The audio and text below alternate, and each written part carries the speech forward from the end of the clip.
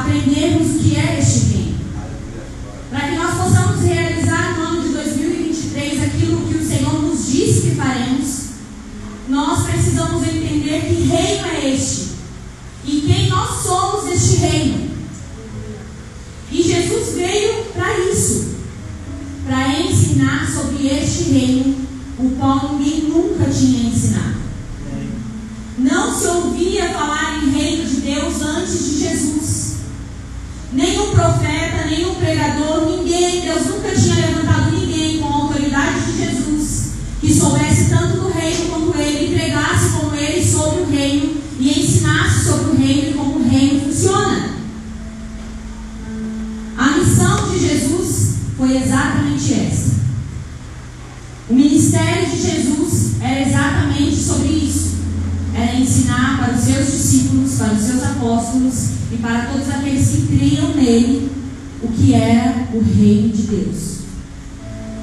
E quando nós olhamos para a Bíblia e nós lemos muitos versículos, principalmente no Evangelho de Mateus, fala sobre o reino de Deus, ou o reino dos céus, e não o reino nos céus.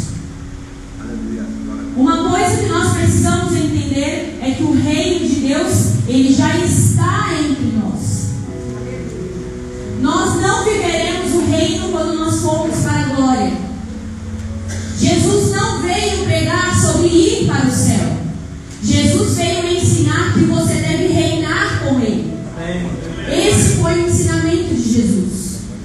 Jesus não ensinava para os seus apóstolos: olha, é o seguinte, eu vou ensinar vocês a orar. E a oração, vocês vão orar para vocês ir para o céu, amém? Não. Na oração do Pai Nosso, ele diz: venha o teu reino, faça a tua vontade. Então Jesus queria ensinar para aqueles homens que o reino de Deus se estabelecia aonde eles estivessem. Amém. Glória a Deus. O reino de Deus não seria estabelecido quando eles chegassem na glória. O reino de Deus seria estabelecido quando eles entendessem quem eles eram no reino. Amém. E o que era o reino de Deus. E quando nós olhamos para a história lá em Gênesis 1, quando Deus criou todas as coisas, Deus criou a terra. E aí no sexto dia ele criou um camarada chamado Adão, bem inteligente. E aí ele diz: Adão, reine, governe sobre tudo.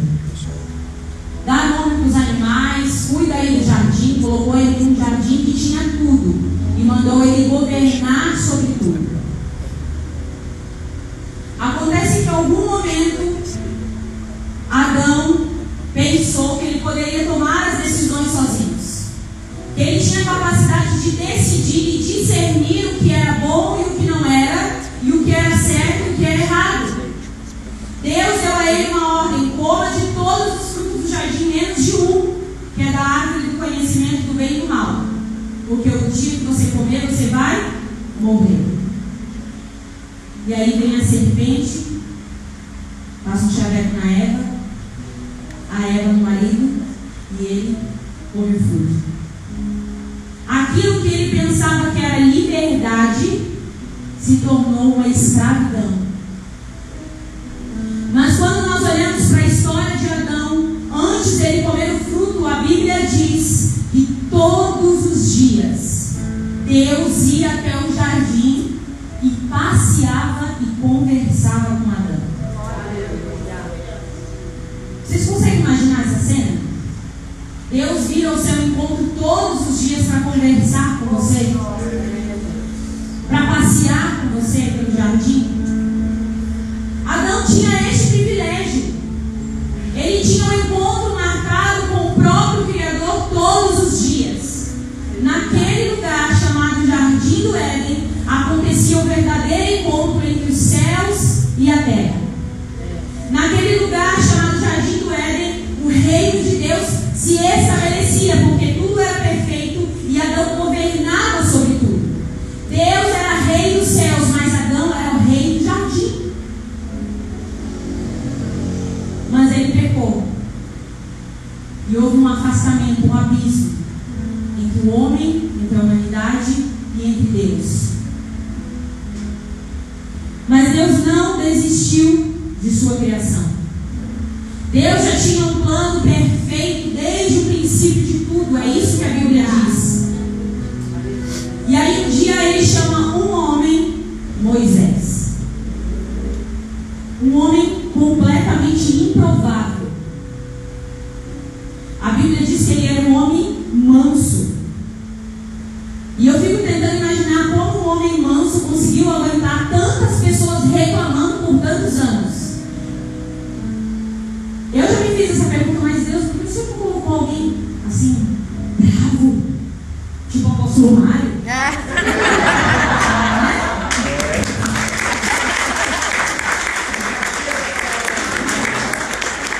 Vai colocar Moisés, o homem mais manso da terra, para liderar milhares de pessoas reclamando o dia inteiro, reclamando de fome, reclamando de sede, reclamando da carne, reclamando do pão. Deus escolhe os mais improváveis. E aí um dia Deus faz um convite para este homem. Fala assim: você vai subir, vai lá em cima da montanha, vai lá na cumbre. Aleluia. Vai lá que lá eu vou te mostrar algo. E enquanto aquele homem está lá, Deus mostra para ele um tabernáculo. E fala para ele como vai ser construído, como vai acontecer. Moisés desce, dá todas as instruções e este tabernáculo é construído. E o que era este tabernáculo?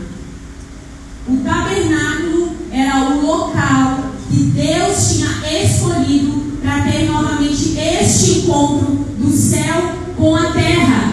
Já que o homem era pecador, o homem estava cheio de pecado, Deus não tinha como ter um contato com o homem. Mas Deus amava e ama a sua criação. E todo aquele povo que Deus tinha tirado do Egito, ele queria se relacionar com o seu povo. Então ele manda Moisés construir um tabernáculo. E naquele lugar acontecia novamente o encontro dos céus com a terra. Aleluia! Mas como?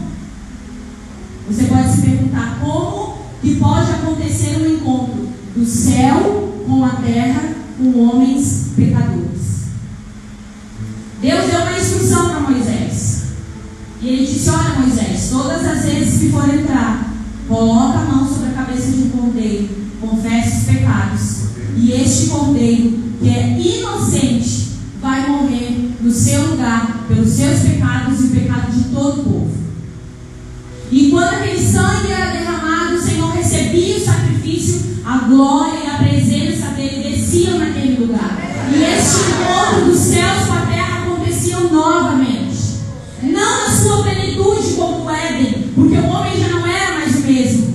Mas o tabernáculo, a arca da aliança, aquele lugar que o Senhor mandou que Moisés construísse, era o lugar que Deus tinha escolhido para que ele tivesse contato novamente com o seu povo, para que este encontro pudesse acontecer. E ali este encontro acontecia. E ali o Senhor descia, falava com um homem. A glória do Senhor invadia aquele lugar. E isso aconteceu depois no templo, quando Salomão construiu o templo. E aconteceu por muitos e muitos anos. Até que um dia Deus disse: chegou a hora. Meu filho, é a tua hora. Deus envia Jesus, o seu único filho, perfeito, sem pecado. O próprio Deus decide enviar o seu filho para a terra. E por quê? Vocês já fizeram essa pergunta? Será que Deus enviou Jesus só para que um dia a gente fosse morar no céu? Vocês já se perguntaram por que Deus enviou o seu único filho? Como foi possível Deus enviar o seu filho, Deus Deus Filho na terra para invadir a nossa era, para se tornar homem de carne e osso como nós, cheio de limitações. E Jesus nasce da barriga de uma virgem, na família pobre, num lugar improvável, sem recurso nenhum. Ali nasce o Salvador. E este homem, como eu disse no início, tinha uma missão. Este homem chamado Jesus tinha a missão de ensinar o que era o reino de Deus. Este homem chamado Jesus tinha uma missão de ensinar como funcionava este reino, que nunca tinham ouvido falar. Na verdade, como disse o apóstolo aqui essa semana, eles nem sabiam de verdade que Jesus era o Filho de Deus. Eles o seguiam pelos milagres que ele fazia. Eles seguiam pelas curas que aconteciam, pelas palavras que ele liberava, porque ele tinha muita autoridade quando ele pregava, mas na verdade, quem ele era de fato, eles não entendiam. Por isso que muitas vezes, quando eles falavam do reino, eles não conseguiam entender absolutamente nada. E Jesus veio com essa missão de falar deste reino que hoje nós fazemos parte. E quando Jesus vai ensinar sobre o reino, ele usa parábolas, ele usa muitos exemplos para que eles entendessem como o reino funcionava. O reino de Deus é semelhante a... E aí Jesus explicava como o reino funcionava.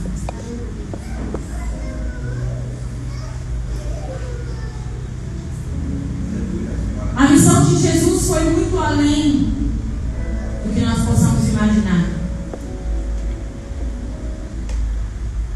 Às vezes o que nos falta é entendermos, às vezes não, sempre, o que nos falta é entendermos quem nós verdadeiramente somos.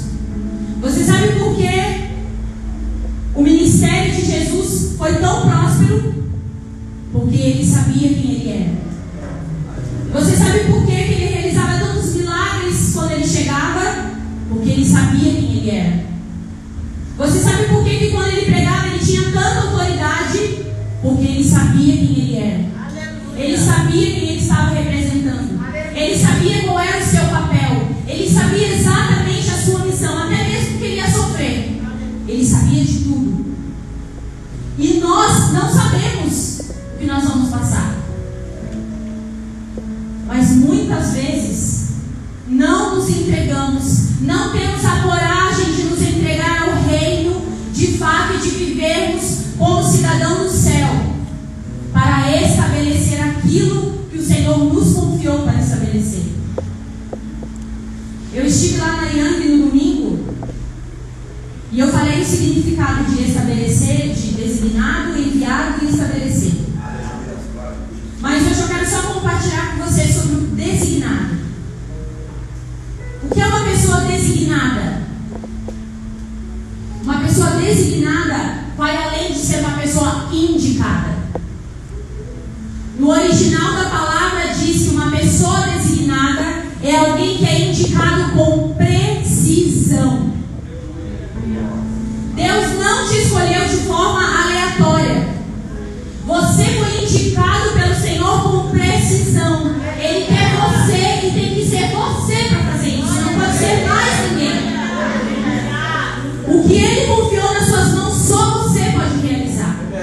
O que Ele confiou a mim, só eu posso realizar. Eu não posso querer passar para o pastor Lázaro, eu não posso passar para a apóstola Carla. Tem que ser eu. Porque quando Ele olhou, Ele disse: é você, Michele, que vai fazer isso. É você, Simone, que vai fazer isso. É você, Samuel, que vai fazer isso. É você, Maria, que vai fazer isso. Há algo específico para cada um de nós. E quando Jesus escolhe os 12, foi dessa maneira, foi com precisão.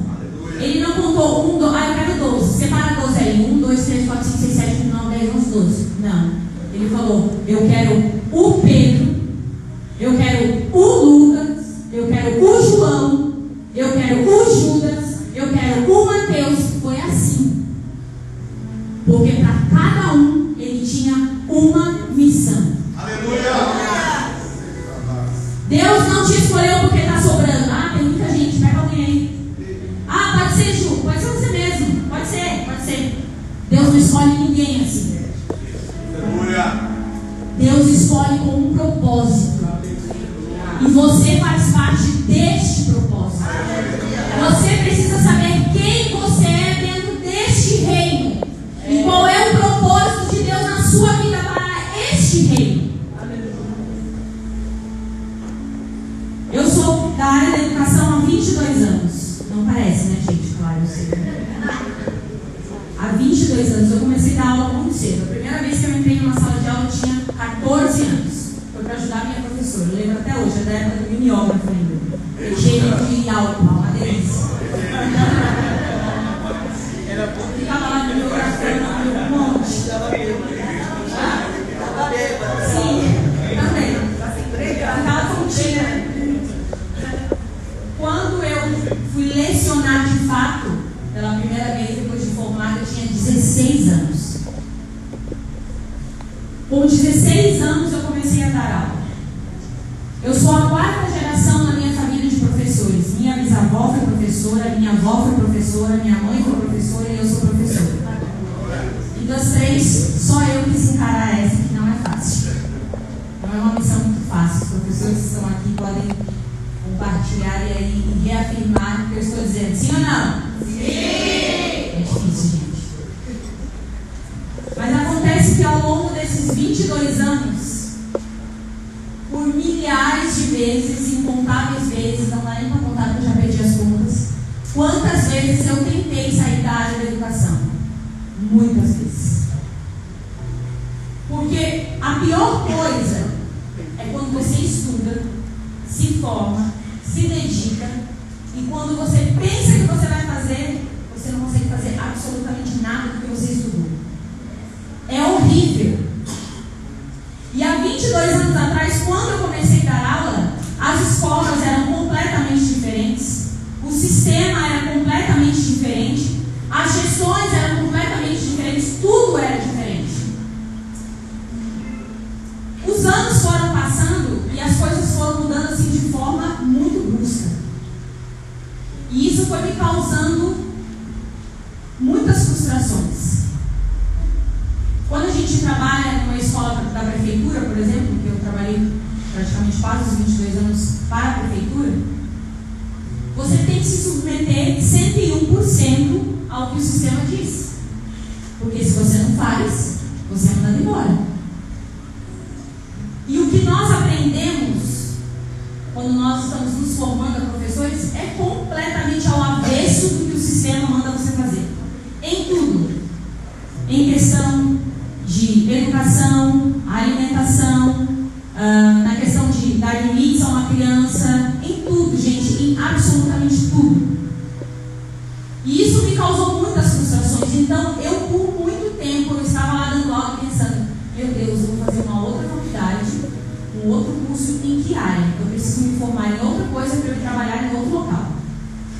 Só que todas as vezes que eu pensava, vou estudar de novo, eu ia lá, pesquisava curso, pesquisava. Quando eu me inscrevia, estava eu fazendo um curso para a área da educação. Pois é, gente. E isso passou 22 anos. Fiz magistério, fiz pedagogia, finalizou ano que vem minha terceira pós para a glória de Deus. E sempre na área. Acontece que nós somos muito cabeçudos, né? Muito. A gente faz o processo ao contrário. Se eu tivesse ido primeiro orar lá atrás, desde o princípio, porque eu me converti, eu tinha 16 anos. Por que eu não orei ao Senhor? Porque eu me converti aos 16, comecei a dar aula aos 16. Se na minha primeira frustração eu tivesse ido perguntar para o Senhor, Senhor, o que tu queres de mim? Eu não teria sofrido tantos anos. Mas a gente faz o processo contrário. Primeiro a gente sofre. Quando a gente não tem mais força, está completamente esgotado, assim, atolado na lama, agora eu vou orar. Foi exatamente o que eu fiz.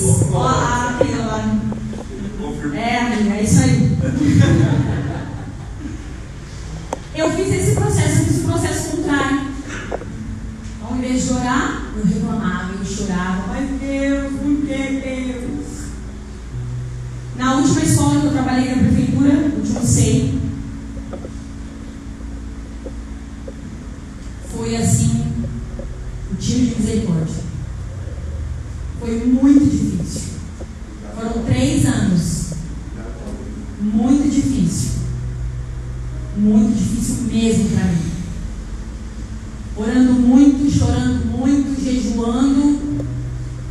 E parecia que quanto mais orava, mais jejuava, mais difícil ficava.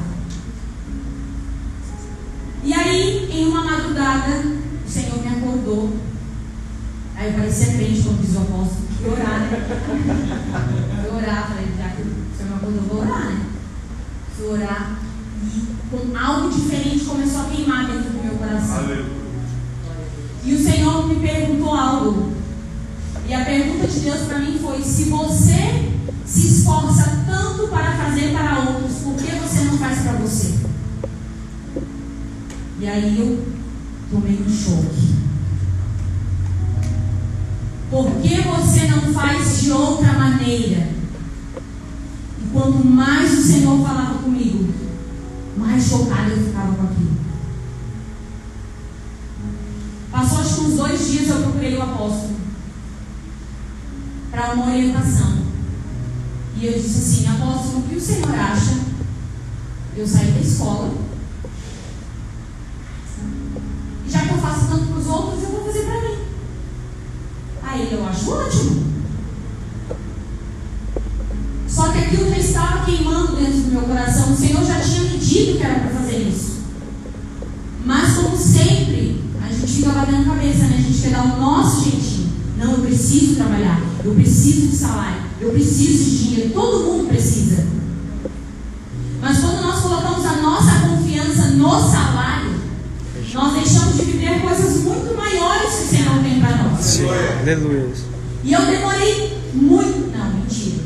Foi bem rápido para mim. Foi só 22 anos. Foi assim, papum, foi de dia pouco. 22 anos, gente, para entender, ou para de fato buscar a Deus, para saber o que Ele queria de mim. Quantos anos você está batendo cabeça? Você já orou? Você já perguntou para o Senhor o que Ele quer que você faça dentro do reino? Você sabe qual é a sua missão dentro deste reino? Você sabe qual é a sua missão? Ou você está como eu estava? Trabalhando dia após dia, insatisfeito, chorando, sofrendo, ficando doente, porque eu não queria dobrar os meus joelhos e perguntar para o Senhor o que Ele queria de mim de verdade. O nosso problema é que às vezes a gente acha que o que Deus quer da gente é: vamos para o culto. Vou para o culto terça, quinta e domingo, terça, quinta e domingo, terça, quinta e domingo. Estou fazendo a vontade de Deus. Não, é mentira! Você está perdendo tempo. Se você está vindo toda terça, quinta, domingo, quarta, sei lá qual é o dia que tem culto na sua igreja. Se você está indo para o culto, não importa quantas vezes na semana você vá, se você não sabe qual é o seu propósito de vida, você está perdendo tempo. Aleluia.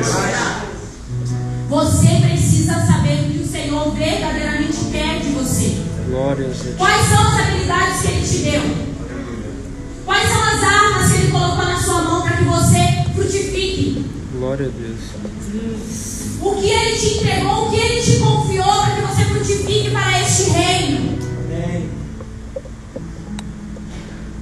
E os dias foram passando. Eu comecei a ficar muito angustiada. Eu falei: não posso sair. Como, meu Deus, que eu vou sair? Como que eu vou pedir as contas? Eu tenho 3 filhas pequenas. Como que a gente vai viver? Pastor, eu trabalhando sozinho, não vai dar certo isso. E aí, irmãos, você começa a querer dar o seu jeitinho, a coisa começa a ficar feia.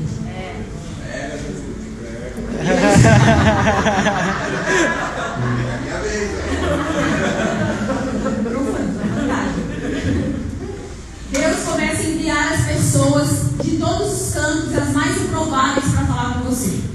Verdade. Aí estava aqui um dia do culto, né? Como eu falei, o apóstolo convidou alguns pregadores para vir. E um desses pregadores era o pastor Fernando Martins. Sinistro. E aí ele prega sobre a águia. E ele falou exatamente isso aqui que eu falei no início. A águia, para ensinar o seu filhote a voar, ele joga ela no penhasco. Ele joga.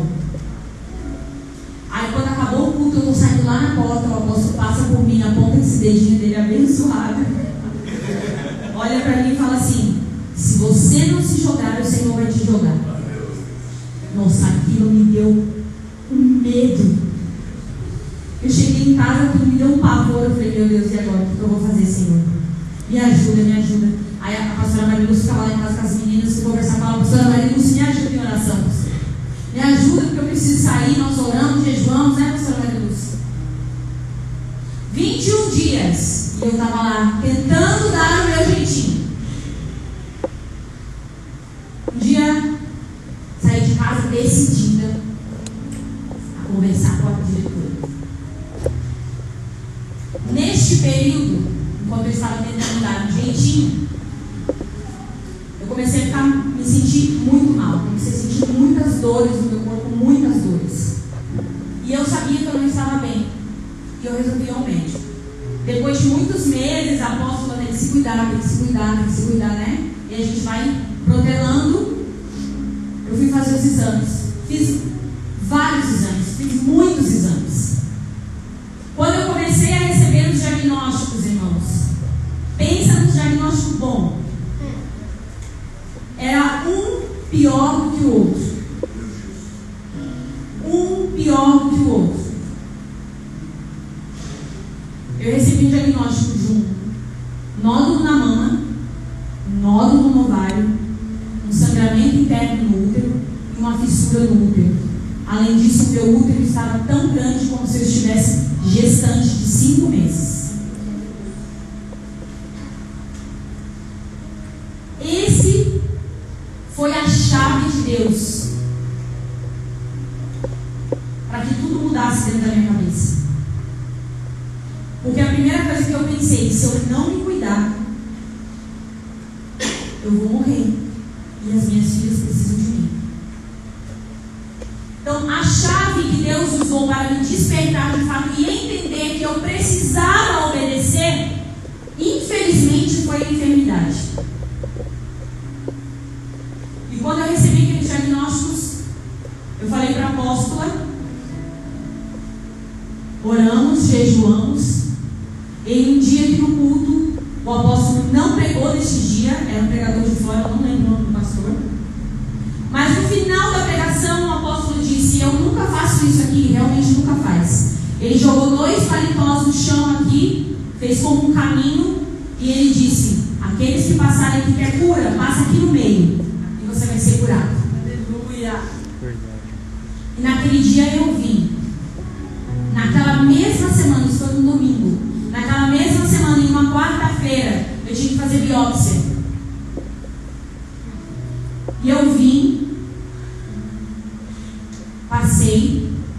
Depois o profeta Maurício estava bem aqui neste canto, orando pela pastora Simone. Eu fui ali segurar ela, e quando eu estava segurando ela, o apóstolo me disse: enquanto ela segura a pastora Simone, as duas serão curadas. E na quarta-feira, quando eu fui fazer a biópsia, para a honra e glória do Senhor Jesus, não existia mais nada. Glória a Deus, aleluia.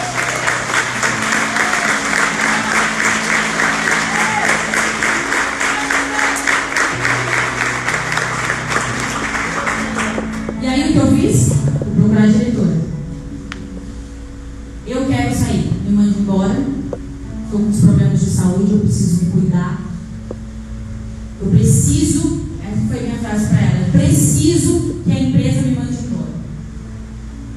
E ela falou: olha, Ney, vai ser muito difícil que isso aconteça, porque eles não mandam ninguém embora. Por que você não espera até as férias? Eu falei: não posso esperar até as férias, eu preciso sair já. 2 dias depois que eu conversei com ela, ela me procurou e ela falou: conversei com o empreendedor, mas infelizmente, como eu te disse, ele não vai te mandar embora. Se você quiser, essa é a sua E foi isso que eu fiz. Orei ao Senhor, pedi um direcionamento. De novo, né? De novo. 7 horas da manhã na empresa, estava eu lá esperando ela chegar.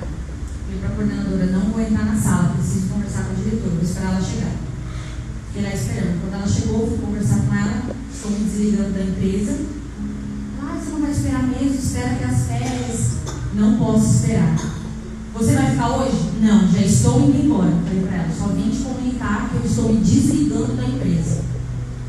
Conversamos, uma boa, saí. Sabe o que é legal? O que é mais legal é que depois que eu saí, ele mandou 3 funcionários embora.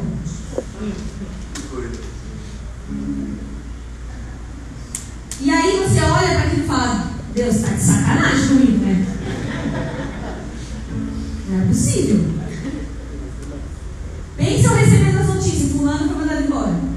Fulano foi mandado embora. Eu falei, não, Deus, não é possível. Irmãos, Deus não age da forma que nós queremos que Ele haja. Obrigada, Senhor. A maneira de Deus trabalhar é completamente diferente da nossa. O que você acha que você precisa não é o que você precisa. Ele sabe o que você precisa. Aleluia. Mas eu ainda tentei dar o meu jeitinho, ainda tentei. E a gente está ouvindo aqui, eu tenho que falar a verdade. Eu ainda tentei dar o meu jeito. Eu recebi uma mensagem falando da inscrição para trabalhar no Estado. O que eu fiz? Fiz inscrição para o Estado. Vou trabalhar meio período. Deus é o seguinte, eu falei, meio período eu vou me dedicar à obra, meio período eu vou trabalhar. Foi o que eu disse que eu faria. E eu fiz. Me inscrevi, fui chamada dias depois, corri na escola, levei minha documentação, levei tudo, fiz tudo. A coordenadora falou, amanhã você já pode começar. Ok, comecei. Meu primeiro dia, minha primeira semana, era uma feira de educação, completamente atípica do dia a dia de uma escola. Pensa na bagunça que estava. Comecei a passear pela escola, conhecer a escola, conhecer as salas, conhecer a exposição.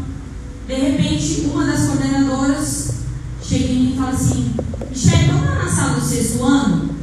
6º ano. Ju. 6º ano. 11 e 12 anos. Os alunos estavam na sala. A professora que ia fazer o trabalho com eles hoje não veio. Eu ia trabalhar com o Fundamental 2, eu me inscrevi para trabalhar com o Fundamental 2. Você dá disciplinas, você não fica o dia inteiro com a mesma turma. Então, o próximo horário, a professora não veio. Vamos lá que eu vou te apresentar a sala e os alunos. Você fica com eles para mim? Fico, tranquilo. 22 anos na área da educação infantil. Nem sabia o que estava me esperando, né? Quando eu entrei na sala, foi um choque. Foi literalmente um choque de realidade para mim. Pense vocês, crianças, porque para mim são crianças, a minha filha vai fazer 11 anos, a mais velha. Crianças completamente erotizadas, falando palavrão, dançando funk até o chão, meninas sentadas no colo de meninos rebolando. Essa é a realidade da escola brasileira. Quando eu vi aquilo, eu fiquei tão assustada, porque a primeira coisa que eu pensei foi nas minhas filhas.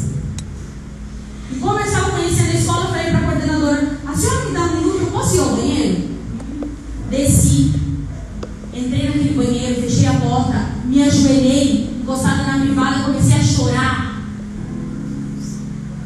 pensando nas minhas filhas, e falei, Senhor, não é possível, Deus, que as minhas filhas, quando vão para a escola, vivenciam essas coisas.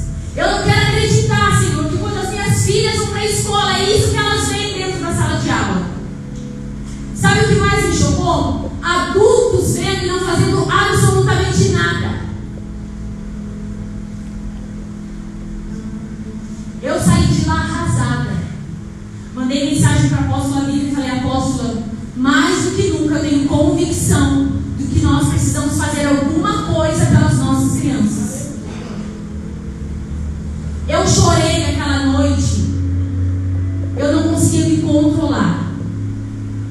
Mas eu entendi que na minha desobediência, Deus me fez ver a realidade que eu precisava de fato ver, para que eu pudesse acordar e entender qual era o propósito dele na minha vida.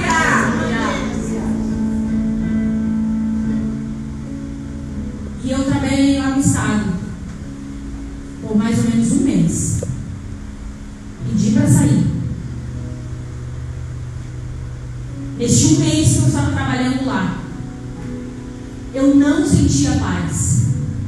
Eu me sentia muito angustiada. E todas as vezes que não tinha aula vaga, que não precisava ficar, ou que eu podia sair mais, conseguia sair mais cedo, eu nunca falei isso para ninguém, não falei nem para apóstolo isso. Eu vinha direto para a escolinha em estado de reforma, eu tinha chave. Eu entrava dentro da escolinha, eu me ajoelhava ali e eu orava. Um dia nós estávamos conversando. O apóstolo, na verdade, me ligou antes da escola existir. E ele disse assim: filha, o prédio do seu Arthur vagou um salão. Eu estava em casa no sábado à tarde, no dia que eu tinha orado essa mudança, inclusive. Vagou um salão, eu quero que você vá lá ver. Se você me disser que dá para montar uma escola ali, nós vamos montar. Peguei um ônibus, igual uma bala, fui correndo para olhar. Quando eu entrei naquele salão, eu consegui visualizar todas as divisórias das salas. Logo em seguida o apóstolo chegou, nós conversamos sobre o espaço, como nós poderíamos montar, dividir o espaço. E depois nós sentamos na calçada, na frente, na calçada. E naquela calçada eu disse para ele: apóstolo, eu vi uma cena na escola que eu entendi que eu preciso fazer alguma coisa. Eu entendi que não é à toa que eu estou na educação há 22 anos. Eu entendi que não é à toa que eu estudei tanto. Eu entendi que não é à toa que Deus me preparou todo este tempo. Eu preciso fazer alguma coisa. Aleluia! E o apóstolo me disse: nós vamos abrir a escola. Você está comigo? Essa foi a pergunta que ele me fez. E eu disse: no projeto que eu te deixei na mão, eu vou até o fim. E eu ainda estava trabalhando no estado. Isso tudo dentro deste processo de um mês que eu estava no estado. Um dia eu voltei mais cedo do que o costume da escola. Eu estava muito angustiada. Entrei na escolinha, fechei as portas, peguei minha Bíblia e eu disse para o Senhor: eu só saio daqui hoje quando o Senhor me der uma palavra. Deus, eu não quero que o Senhor use ninguém. Essa foi a minha oração para o Senhor. Eu não quero louvor, eu não quero nada. Eu quero a tua palavra, porque ela é a maior revelação. E o Senhor me deu um versículo em Ageu. E o versículo começa dizendo assim: coragem. E quando o Senhor me deu aquela palavra, comecei a chorar. E o Espírito Santo foi invadindo aquele espaço que estava só eu. Mas eu me senti tão abraçada pelo Senhor. Eu senti a presença do Senhor de forma tão palpável, que eu fui para minha casa sabendo exatamente o que eu tinha que fazer. Aleluia. Exatamente. E um dia eu disse para o pastor Ivan, eu disse até neste altar já uma vez: ainda que ninguém acredite, ainda que todos desistam, só uma pessoa não pode desacreditar nunca e nem desistir nunca. E essa pessoa sou eu. Porque foi comigo que o Senhor falou. Foi a mim que o Senhor enviou dentro daquela escola para ver a realidade das nossas crianças. Foi comigo.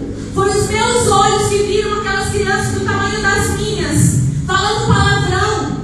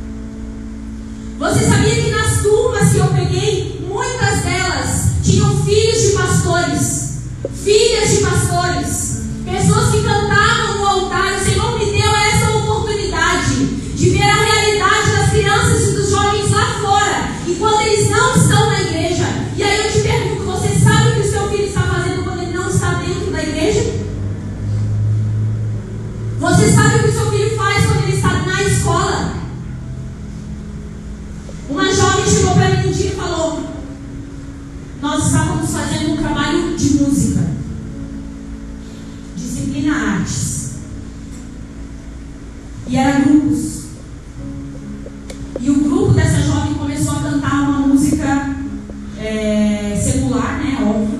Na escola, dificilmente a gente ouve louvor. E era uma música sertaneja. E eles estavam lá na lojinha fazendo trabalho, eu estou andando, estou auxiliando. De repente elas começam a conversar, e quando eu ouvi a conversa, eu parei atrás dela. E eu ouvi ela dizendo assim: vou parar de cantar essa música, porque se o meu pai sonha, meu pai não pode nem imaginar uma coisa dessa. E aí quando ela terminou de falar, eu fiz assim, parei na frente dela e perguntei: quem é o seu pai? E ela me disse: meu pai é um pastor. Meu pai tem uma igreja. E eu canto no louvor da minha igreja. E eu perguntei para ela: por que o seu pai não pode imaginar que você está cantando isso? Porque se o meu pai sonhar que eu escuto esse tipo de música, além dele me bater, ele vai me colocar de castigo. O que você tem feito, pai, para cuidar do teu filho? Mães aqui presentes, você sabe o que seu filho faz na escola? Você acompanha o dia a dia do seu filho? Você pergunta o que eles escutam na escola? Irmãos, a realidade é muito pior do que a gente possa imaginar. E por que eu estou te contando tudo isso? Porque Deus já te deu habilidades para estabelecer o reino. E cada um de nós tem a sua habilidade. Nós não somos iguais. Nós somos um corpo. Cada um de nós é um membro deste corpo. E o Senhor te deu habilidades para estabelecer o reino. Há dons e habilidades que só você vai ter. E você precisa usá-los em favor do reino de Deus. E quando eu entendi isso, quando o Senhor me deu aquela palavra, eu falei: chega de desobediência. Eu sei que vai ser difícil. Eu sei que vai ser apertado. Eu sei que vai ter luta. Mas estes dias eu comentei: a Bíblia diz que Ele dá a paz que excede a todo entendimento. E eu descobri que eu nunca tinha experimentado essa paz. Eu nunca tinha experimentado essa paz. Até o momento em que eu decidi obedecer ao Senhor. Eu tenho vivido isso. Tá fácil? Não está. Mas eu nunca senti tanta paz em toda a minha vida. Eu consigo dormir sem pensar, sem perder sono, sem ter crise de enxaqueca, porque eu tenho a conta para pagar. Coisa que nem quando eu trabalhava eu não conseguia. E aí eu te pergunto: quem é o seu Senhor? É o seu salário? Ou é o rei? Glória a Deus. Quem é o seu Senhor? É o que você ganha ou é o rei? A quem você tem obedecido mais? Ao rei ou à sua vontade? Essa é a proposta de Jesus para mim, para você nesta cumbre. Se você quer subir na cumbre, se você quer subir na montanha, para enxergar coisas diferentes, para viver coisas diferentes, para estabelecer o reino, para que os sinais e maravilhas te acompanhem, assim como diz a palavra que aconteceria, você tem que estar disposto a renunciar tudo aquilo que Jesus te disse que não é para você carregar. Quando Ele te chama, Ele não quer saber da sua bagagem. Não adianta você querer levar alguma coisa junto, porque não vai funcionar. Tudo que você vai precisar para estabelecer o reino vai vir dele. Coloca para mim o versículo 15 aqui de Marcos 3, por favor. Marcos 3, versículo 15. Aleluia. Glória a Deus.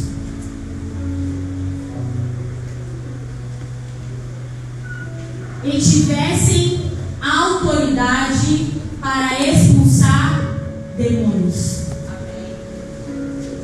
O Filho de Deus é enviado à terra para estabelecer o reino. Na verdade, Ele era o próprio reino. Na verdade, Ele era o próprio tabernáculo. Na verdade, era o próprio reino andando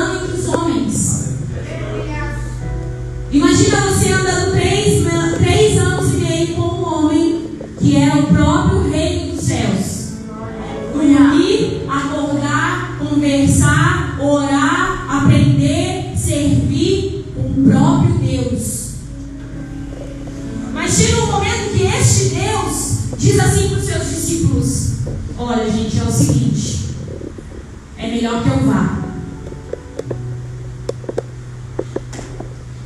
Aí eu fico imaginando aqueles homens que não tinham entendido absolutamente nada, porque Jesus falou para eles algumas vezes que ele iria morrer e ressuscitaria ao terceiro dia, e eles não tinham entendido nada. E a prova disso é que quando Jesus morre, eles ficam desesperados, e cada um volta para a sua vidinha de sempre. E aí Jesus chega para aqueles homens e diz: é melhor que eu vá. Se fosse eu ia perguntar: o que é melhor do que andar com o Senhor? Eu ia perguntar: o que é melhor do que andar com o Filho de Deus? O que é melhor do que andar com o maior profeta que já existiu na terra?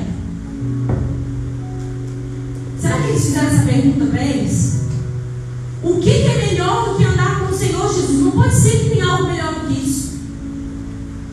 Aí Jesus diz para eles: se eu não for, o Consolador não virá.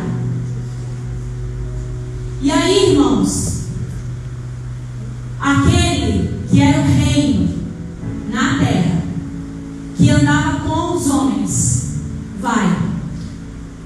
E a Bíblia vai dizer que um dia vem aquele prometido por Jesus, o Espírito Santo, o Consolador. E aí o reino deixa de andar entre os homens e passa a andar dentro dos homens. O reino já não andava mais entre os homens, mas ele andava dentro dos homens. E Jesus sabia disso. O que eles não sabiam é que Jesus precisava ir para que o reino pudesse vir morar dentro deles. E o reino hoje mora dentro de você. Você é portador do reino de Deus. Nós temos que entender que o reino de Deus não é uma democracia.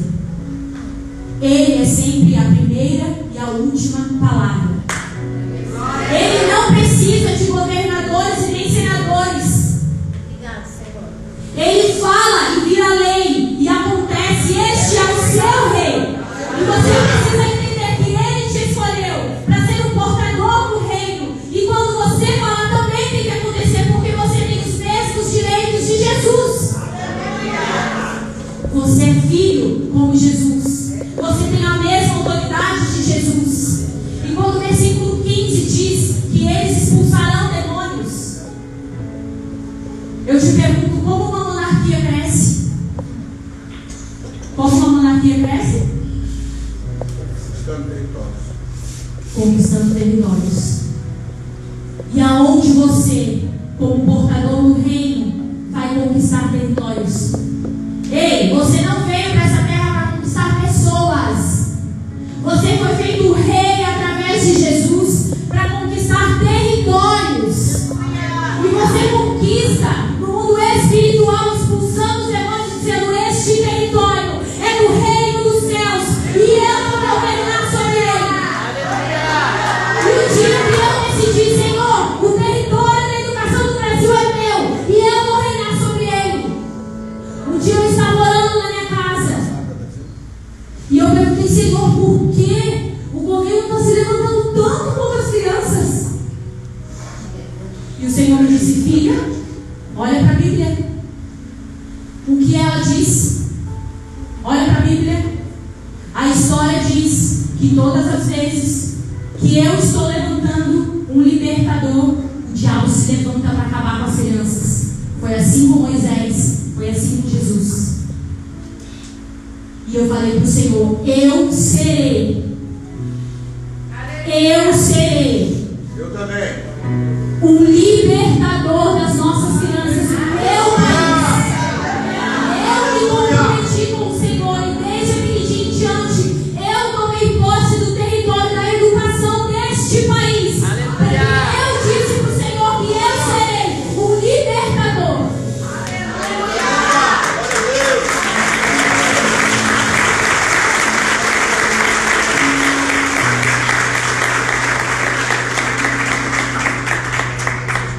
O reino está dentro de você. Você carrega ele. Você tem autoridade para isso. Sabe qual é a coisa mais perigosa de uma cidadania? É você não conhecer a Constituição dela. A nossa Constituição é a Bíblia Sagrada. A Constituição do reino que nós fazemos parte é a Bíblia. Se você não a conhece, você é roubado todos os dias. A coisa mais perigosa para uma cidadania é não conhecer a sua Constituição. Você precisa conhecer a Constituição do reino a qual você faz parte. E se você conhecer ela, você vai saber quais são os seus direitos e o que você pode fazer através dela. E o Senhor nos diz que nós curaremos os enfermos, expulsaremos os demônios, conquistaremos territórios, levantaremos paralíticos das cadeiras de roda, ressuscitaremos mortos, porque nós somos filhos como Jesus. A sua Constituição é a Bíblia Sagrada. A sua língua original é a língua dos anjos. Você não é dessa terra. O seu e o meu destino final é a sua origem. Você vem de lá. Você é um cidadão do céu. O Senhor te estabeleceu como rei nessa terra. O Senhor te estabeleceu